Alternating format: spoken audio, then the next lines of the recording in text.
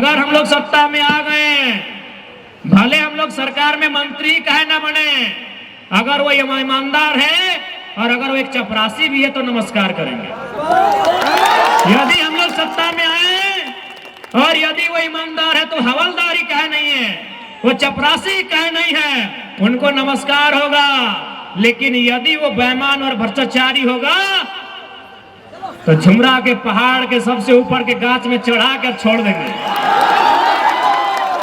जैसे वो नीचे आएगा एक गिलास पानी पिलाएंगे और पानी पीने के बाद पूछेंगे सर कैसा लग रहा है, और उसके बाद बोलेंगे कि अरे चोरा मुहजारा, तुमको आज जैसा लग रहा है ना, हमको भी वैसा ही लगता था जब एगो साइन करने के लिए 4 दिन तुम घुमा दिया था।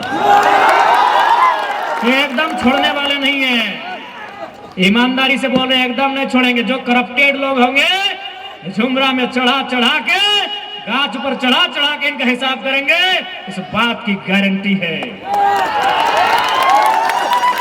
आज अगर यहाँ के नेता चाहे तो एक दिन में सारा कंपनी ठिकाने में आ जाएगा, एक दिन में सारा माफिया पेंट में 1 नंबर कर लेगा। लेकिन ये नेता चाहते नहीं है, ये चाहते नहीं है, इनको हिस्सा चाहिए। वहां पता नहीं इनका ये पेट है कि दामोदर का नदी है, भरता ही नहीं, ये चाहते नहीं है। हम आपको एक अपनी सच्ची घटना बता रहे हैं, हम अपनी बड़ाई नहीं कर रहे हैं, न अपने मुंह मियां मिट्ठू बन रहे हैं। घटना है गिरिडीह लोकसभा के एक ब्लॉक की। एक दिन शाम को उस ब्लॉक में 2 अधिकारी चर्चा कर रहे थे कि सर लग तो रहा है कि जयराम महतो जीत जाएगा, बहुत हवा है लड़का का, बहुत भीड़ होता है उसका कार्यक्रम में, चारों तरफ उसी का नाम है सर, हर जुबान में जयराम महतो है। लेकिन बताइए तो क्या उखाड़ लेगा जीत के? ये ऑफिसर का वर्चन था। वो ऑफिसर क्या बोल रहा है कि अगर जयराम महतो जीत भी गया तो दिल्ली जाके क्या उखाड़ लेगा? अरे उसको भाषण देने का भी मौका नहीं मिलेगा, वो निर्दलीय है, उसको मौका भी नहीं मिलेगा। तब दूसरा ऑफिसर बोला कि नहीं सर आप बात तो सही बोल रहे हैं, हमको भी यही लग रहा है कि दिल्ली जाके क्या उखाड़ेगा नहीं मालूम, लेकिन सर इतना विश्वास है कि जहां से गिरिडीह लोकसभा का सीमा स्टार्ट होता है, जहां से गिरिडीह लोकसभा सीमा स्टार्ट होता है और जहां खत्म होता है, सर वहां अगर कोई गलत करेगा तो पटक पटक के मार देगा वो। सर उसका भाषण सुने हैं कि नहीं सर? सर स्कॉर्पियो में जब खड़ा होता है ना सर, तो जो देवी हारल के हलो सुनीता चौधरी ना, चौधरी जी खुद लड़ लो ना, जो सांसद हलो कैसे लड़ते? सुनीता चौधरी। यानी उस समय जे जीतलो ओकरा मिले लगलो सैलरी, जो जीत गेलो ओकरा की मिले लगलो सैलरी, और जे हार गेलो ओकरा की मिले लगलो पेंशन। यानी जो वर्तमान में भी रामगढ़ के विधायक हो, जब हारल भी हलो ना तब पेंशन ले लो, जीत गेलो सैलरी, 24 आ गेलो, अब यदि हार जीतो तो फिर पेंशन। बताओ व्यवस्था रुकना चाहिए कि नहीं रुकना चाहिए? यानी इस देश का पैसा मुट्ठी भर वीआईपी के नाम पे खर्च किया जा रहा है। इसलिए हमने इस बात के विश्वास दिला दियो कि इस राज्य में पैसा के कोई कमी ना हो, बस इस राज्य के नेता के इच्छा शक्ति होना चाहिए, इस राज्य के नेता में नियत स्पष्ट होना चाहिए, इस राज्य के तमाम नेताओं में दृढ़ संकल्प होना चाहिए। इस राज्य को बदलना कैसे है, इस राज्य को सजाना कैसे है, इस राज्य को सुंदर बनाना कैसे है, इस बात का उनमें संकल्प होना चाहिए। लेकिन इनको क्या, और एक बात अब आराम से रुक जाओ। आज माननीय चंद्र प्रकाश चौधरी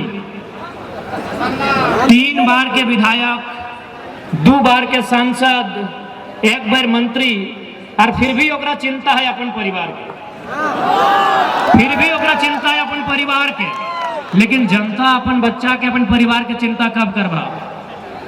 अगर है कि नहीं है ना, रांची भी चल जाओ, रांची के पूर्व सांसद अपन बेटी के टिकट दिया जाए, ओकरा भी चिंता है अपन परिवार के। धनबाद चल जाओ, धनबाद के सांसद अब अपन पत्नी अपन भाई खातिर टिकट मांग रहा है। वो 15 साल विधायक सांसद रहल बाद भी ओखने के चिंता है अपन पत्नी के, अपन भाई के, अपन बच्चा के। तो हमनी अगर चिंता नहीं करवे तो दुर्भाग्य हो ना। आप अपने बच्चों का चिंता क्यों नहीं कर रहे भाई? मंत्री महोदय को, सांसद महोदय को चिंता है कि नहीं पत्नी को नहीं तो कम से कम बेटे को टिकट दिला दें। इन्हीं को नहीं, जितने भी नेता सांसद बने हैं अब उनका टारगेट है अपना फैमिली से विधायक बनाए। यार वो सांसद है, 3 लाख की सैलरी है, सुख सुविधा है, रेलवे का भत्ता है, मोबाइल फोन का भत्ता है, किचन का भत्ता है, फर्नीचर का भत्ता है, दर्जनों भत्ता है, फिर भी उसको चिंता है अपनी पत्नी का, अपना भाई का, अपना बच्चा का। और जनता को जरा भी चिंता नहीं है। आपको क्यों चिंता नहीं है कि हम जिनको वोट करेंगे वो हमारे बच्चों की पढ़ाई के बारे चर्चा करें, हम जिनको वोट करें वो हमारे बूढ़ों की दवाई की चिंता करें, हम जिनको वोट करें वो हमारे घर के जवानों की कमाई की चिंता करें। अभी मोटा मोटी जे चचा सबके छाता मिल गए, जे चाची सबके साड़ी मिल गए और वोट कर देता है। अच्छा एक बात बताओ, हमने एक छाता में अपन ईमान नहीं रखे पार लिया, ओकरे वोट कर दिलिए तो ओकरा फैक्ट्री वाला 5 लाख 10 लाख देते हैं, ईमान रखे पारते।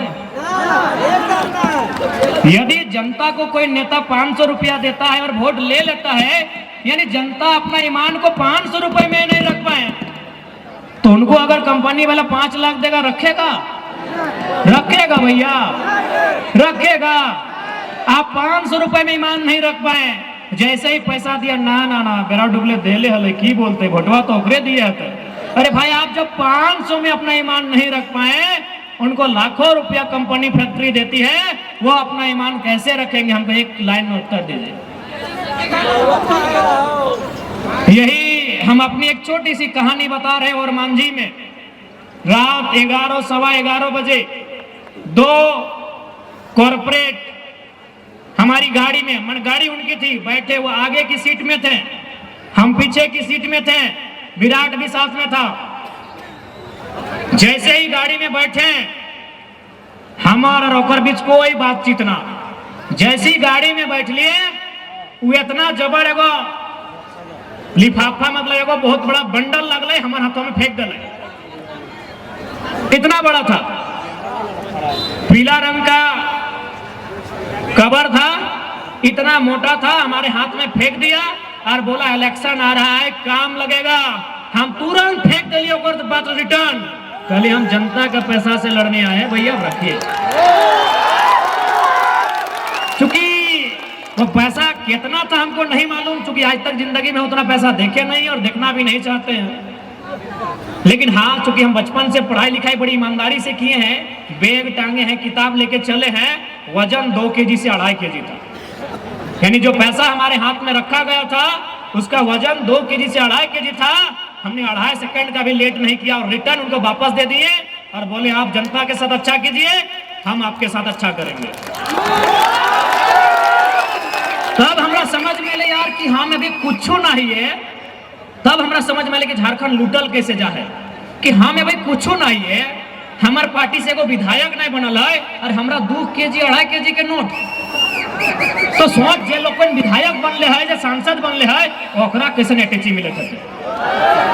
झारखंड की बर्बादी का कारण यही है, झारखंड की बर्बादी का कारण यही है। अब सवाल होता है कि वो लोग चंदा क्यों देते हैं? हम भी सोचे कि आखिर चंदा कह देता है ना। जैसे कोई फैक्ट्री को लगाना है प्रदूषण मापक यंत्र, उस यंत्र का दाम है मान के चलिए 50 लाख, उस कंपनी को लगाना है प्रदूषण कंट्रोल करने वाला इक्विपमेंट, उसका दाम है 50 लाख, वो विधायक को दे दिया 5 लाख, 45 लाख का मुनाफा। हमको अभी समझ में आ रहा है कि आखिर इस झारखंड को बर्बाद करने का रास्ता क्या है, ये झारखंड खोखला कहां से हो रहा है। यानी जिस दिन हमारे लीडर दमगर हो जाएंगे ना, इस झारखंड में किसी का नजर नहीं होगा कि गलत तरीके से उठा के देखेगा। और इस बात का विश्वास दिलाते हैं, यदि हम लोग सत्ता में आ गए